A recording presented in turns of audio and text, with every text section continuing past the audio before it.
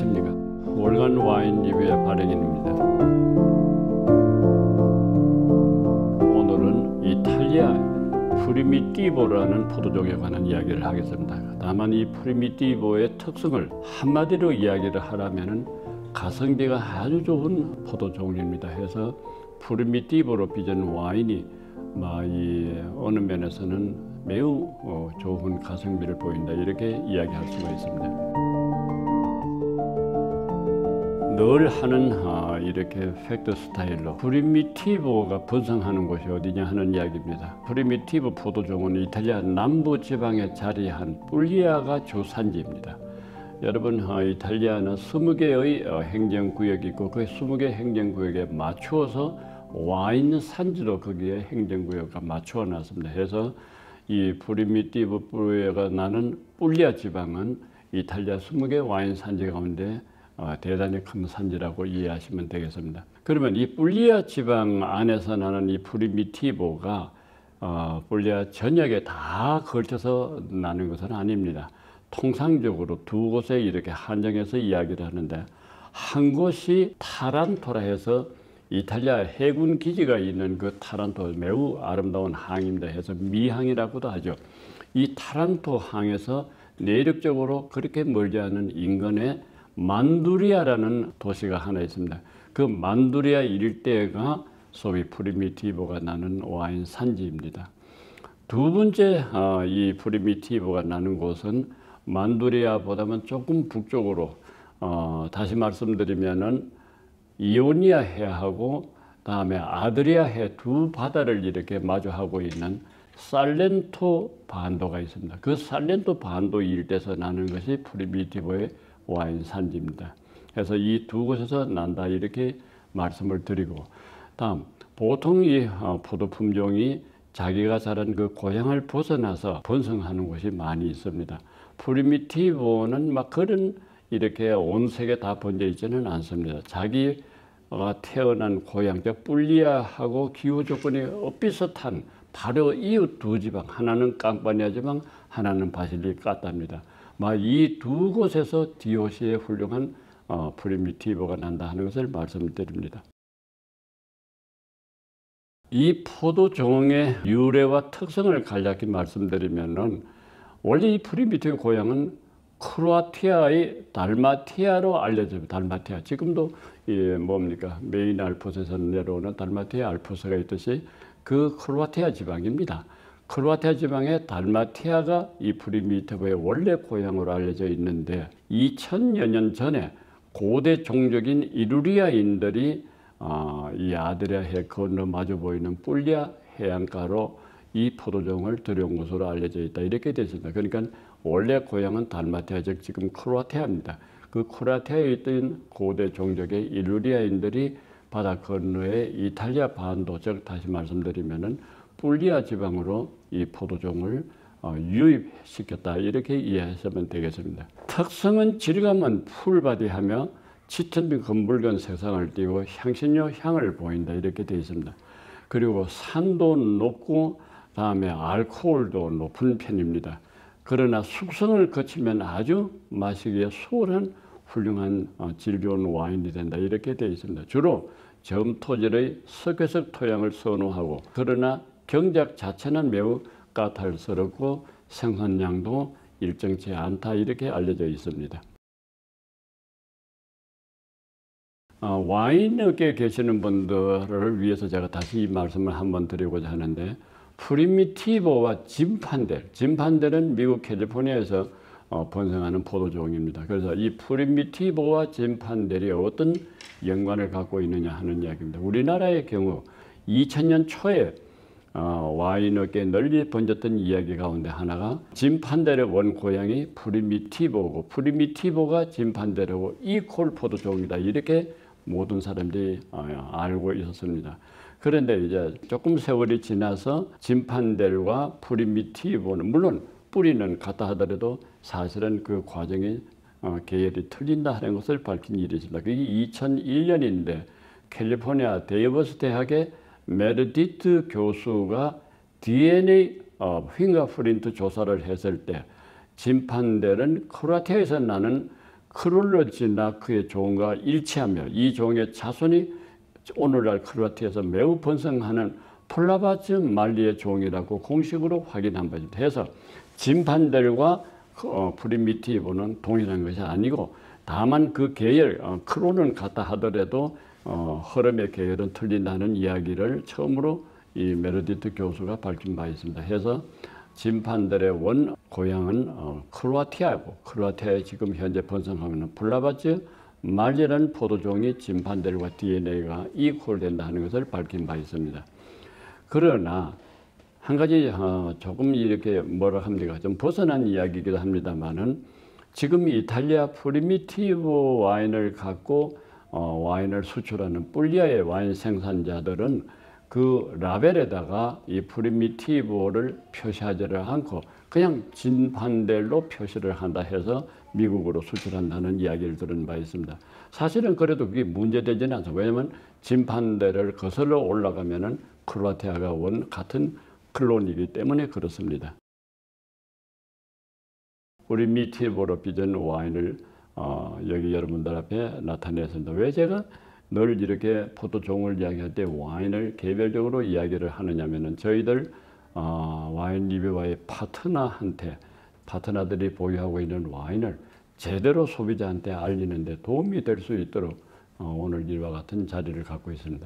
사실은요, 이 4개 회사 말고도 제가 정확히 알 수는 없지만은 다른 숱한 회사들이 프리미티브 와인을 아마 들여오고 있을 것입니다. 그러나 제가 여기 오늘 내놓은 이 와인은 저희들하고 파트너십을 갖고 있는 회사이기 때문에 우선적으로 제가 이 4회사의 이야기를 해드리는 겁니다. 첫 번째가 와이너리의 브랜드는 일물입니다. 이물이 포도종의 풀 이름을 이야기할 때는 비네티 델 살렌토 이물이 프리미티브 EGP입니다. 이 이물이 브랜드를 갖고 있는 와이너리가 프리미티브 포도종으로 와인을 빚었다 이렇게 되어 있는데 다른 데가 아니고 판티니 그룹의 양조 메이커들이 오랜 동안 이 뿔리아 지방에 나는 프리미티브를 갖고서 아주 훌륭한 그리고 독특한 맛을 내는 양조 기법을 개발해서 이 와인을 빚었다 이렇게 되어 있습니다. 그래서 제가 이 와인에 대해서 특별한 관심을 갖고 시험까지 다 해보았습니다. 테이스팅 노트를 이야기한다면은 잘 익은 과일류의 아로마 그리고 부드러운 질감, 조화로운 탄닌을 보여 마시기가 아주 수월한 와인이다 이렇게 말씀을 드리고 이 와인과의 페어링에서 가장 좋은 음식은 사냥고기하고 치즈가 제격으로 손꼽힌다 이렇게 되어 있습니다. 수입유통사는 와이넬입니다. 두 번째 이 와인을 빚은 회사는 꽤 유명한 회사입니다. 제가 이 집을 2015년에 찾아갔던 일이 있습니다. 산 마르자노입니다. 산 마르자노. 근데 이 산 마르자노는 어디에 자리하고 있느냐 하면은 그 아까 제가 말씀드린 타렌토 그 인근에 있는 만두리아에 있습니다. 그러나 오늘 여기 나온 산 마르자노의 포도종은 이 살렌토 걸 갖고 와서 빚었습니다. 그러니까 아마 제가 보기에 와인 양조장 입장에서 자기가 자리하고 있는 만두리아의 인근의 포도종만 갖고서는 모든 수요를 충당할 수가 없으면 다음 고부에 조금 북쪽에 있는 살렌토의 포도종을 갖고 와서 빚어서 이 와인의 와인 계층은 EGP입니다. 그러니까 이탈리아 와인 계층의 두 번째 랭킹되는 계층입니다. 와인을 빚은 포도종은 살렌토에서 나는 프리미티브로 빚었고 100%를 프리미티브 종으로 빚었다 이렇게 되어 있습니다. 테이스팅 노트는 허브와 스파이시한 풍미 그리고 적정한 탄닌이 이 자극을 입안에 주고 있어서 일상 취함 이렇게 매일 가볍게 들 수 있는 와인으로서는 전혀 모자람이 없다 이렇게 노트가 되어 있습니다. 그리고 여기 푸모가 되어 있는데 푸모라는 뜻은 솔방울 또는 꽃봉오리를 형상화한 도예장식 물이랍니다. 이것이 가정의 행운을 가져준다 해서 아마 이 브랜드를 쓴 것 같습니다. 음식과의 페어링에는 육류와 훈제 음식이 제격으로 되어 있습니다. 수입 유통사는 금양 인터내셔널입니다. 세 번째는 콘텐사 카를로라는 와이너리가 빚은 프리미티보 와인입니다. 풀 네임은 콘텐사 카롤라 프리미티보 디 만두리아 리제르바 DOC입니다.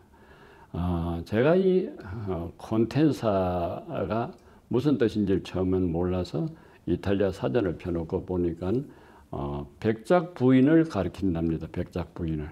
근데 이 백작 부인이 뭐 여기 왜 갑자기 나오냐고 생각을 하지만은 사실은 포도밭 이름이 백작 부인으로 콘텐사라 카롤라를 넣어놓은 것 같습니다. 그런데 이제 한 가지 제가 다시 말씀드릴 것은 프리미티보의 포도종으로 썼는데 이게 어디서 나는 포도종이냐 하면은 아까 제가 말씀드렸던 두 곳 가운데 만두리아에서 나는 포도종으로 빚었다 이렇게 되죠. 살렌토 지방에서 살렌토 인근에서 갖고 온 프리미티보로 빚은 와인은 이탈리아 정부가 주는 그 와인의 계정은 EGP입니다. 거기에 비해서 만두리아에서 나는 프리미티브로 빚은 와인은 DOC입니다. 그러니까 최상의 계층으로 주어진다는 것을 말씀을 드립니다. 이 역시 100% 프리미티브로 빚은 것입니다.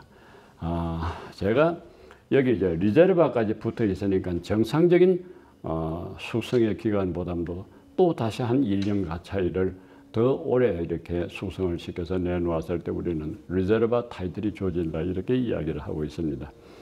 사실은요, 이 와인을 들여오는 수입사는 비니더스 코리아입니다. 비니더스 코리아. 원래 이 비니더스 코리아가 제가 처음 2000년 초에 이분 회사를 창업하신 분을 만났을 때는 이분이 오레곤에서 오랫동안 유학 생활을 하면서 거기에서 와인을 오레곤의 훌륭한 와인을 한국에 들여와서 사실은 오늘날까지 이제 번성하는 와이너리를 만들었습니다. 근데 제가 사실은 오늘 이 강론을 위해서 출품을 봤는데 마침 프리미티보 만두리아 것을 갖고 있다 해서 오늘 제가 이야기를 하게 되었습니다. 미국의 뭡니까 오레곤을 중심으로 해서 출발한 와이너리가 돼서 저는 막 그 이상 다른 좋은 포트폴리오가 있는지를 몰랐는데 오늘 이 강론을 한 데서 이 와인이 나왔기에 끝에 제가 말미로 이런 이야기를 했습니다.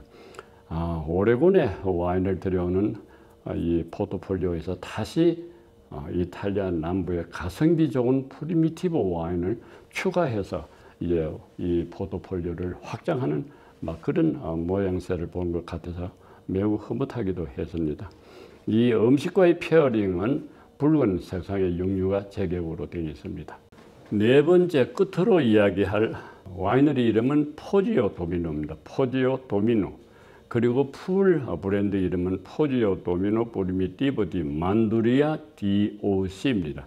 이 역시 조금 전에 말씀드렸던 것처럼 만두리아의 프리미티보로서 와인을 빚었고 와인의 계층은 이탈리아 최고 계층은 DOC입니다. 해서 이것은 그리고 100%를 만두리아 프리미티보로 빚었다 하니까 어느 면에서는 가장 믿음이 가는 훌륭한 와인인 것 같습니다. 테이스팅 노트는 짙은 루비 컬러와 향신료 향을 보이고 아주 유순한 질감이 이렇게 입안을 기쁘게 해준다 이렇게 표현을 제가 했습니다. 음식과의 페어링에서는 석쇠 또는 오븐구이의 육류가 제격으로 되어 있고 수입 유통사는 레뱅입니다. 이상으로 프리미티보에 관한 이야기를 마치고 제가 여적이라 해서 여적이라는 뜻은 남은 몸을 갖고 새로운 또 글을 쓴다든가 그림을 그릴 때 여적이라는 말을 하는데 오늘 지금 이 자리에서 사실은 와인의 프리미티보를 이야기하면서 그 프리미티보가 생장하는 그리고 번성하는 마을하고 관련된 역사적인 그리고 관광적인 이야기를 곁들여서 말씀을 간략하게 드리면은 한 세 군데 세 가지 역사적인 그리고 관광적인 팩트가 있다 하는 이야기가 첫째 하나가 마테라의 석회석 동굴입니다. 이 마테라 석회석 동굴을 제가 처음 들렸을 때 어떻게 여기서 그 긴 세월 동안 사람들이 이 동굴 속에서 살았나 할 정도로 웅장한 이렇게 하나의 산 봉우리를 형성하고 있었고 물론 1950년에 이제 사람들을 전부 다 이주를 철거시켰기 때문에 지금은 그냥 순수히 하나의 관광지로 남아있는데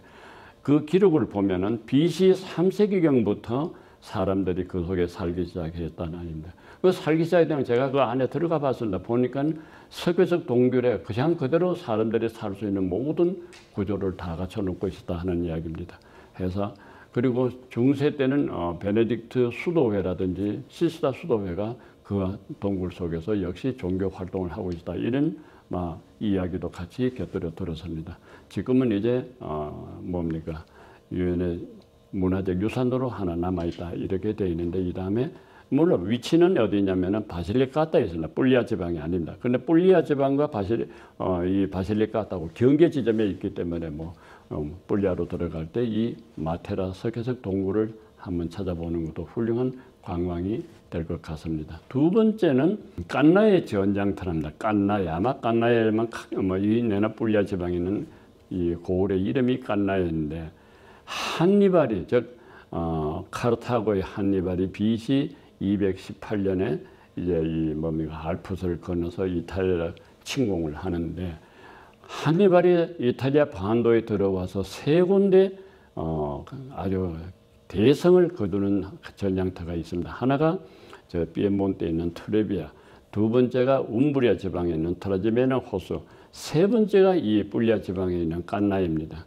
얼마만큼 치열한 전쟁이었나 이렇게 보면은 결과적으로 그때 보병이 4만 5천 명이 죽고 다음에 기병이 8천 명이 죽었다 하니까 얼마만큼 로마 입장에서는 처절한 참패의 장소고 한니발로 봐서는 대성을 거둔 전장터가 지금 뿔리아에 있는 깐나의 고을입니다.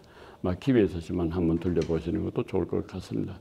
세 번째가 브린디시 항구인데 이 뿔리아 제일 끝자락에 자리는 항구 도시입니다.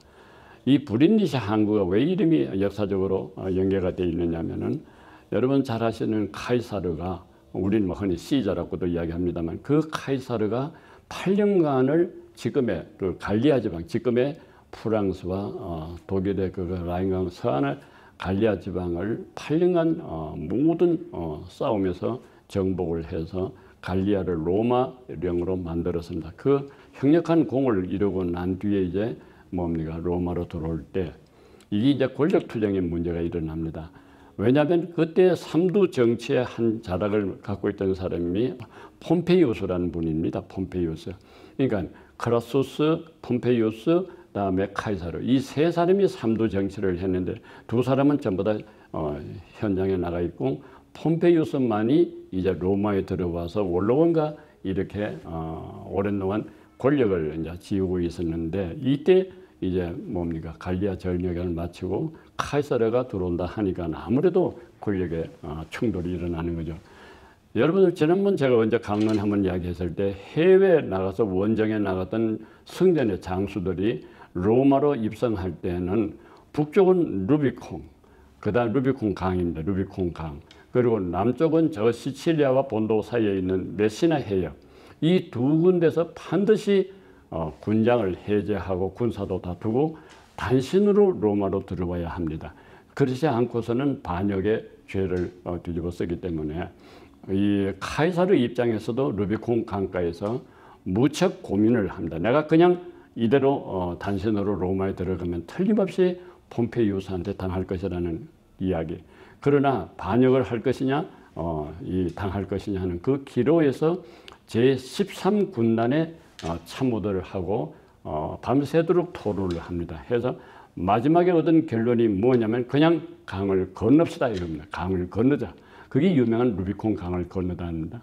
해서 그 강을 건너서 이렇게 남으로 내려온다 하는 이야기를 들은 폼페이우스가 원로원들하고 같이 그냥 자기도 그냥 이렇게 맞서 싸우기보다는 도망을 치는 것이 낫겠다. 왜냐하면 이쪽에 10군단은 이미 전장터에서 단련된 막강한 군사력이 치고 들어오니까 거기에서 방법이 없지 않습니까? 해서 어디까지 도망을 가냐면 브린디시에 옵니다. 뿔리아 브린디시에서 미리 배를 준비시켜 놓던 배를 타고서 건너편에 있는 디라키움으로 도망을 칩니다. 해서 이 카이사르의 루비콘 강을 걷는 것하고 폼페이우스가 로마를 떠나서 브린디시 항에서 도망치는 이 하나의 일련의 역사적인 과정이 일어나는 것이 바로 브린디시 항이기 때문에 제가 여적으로 마테라, 깐나의 전장, 더 브린디시 항만을 이야기해 드리는 겁니다.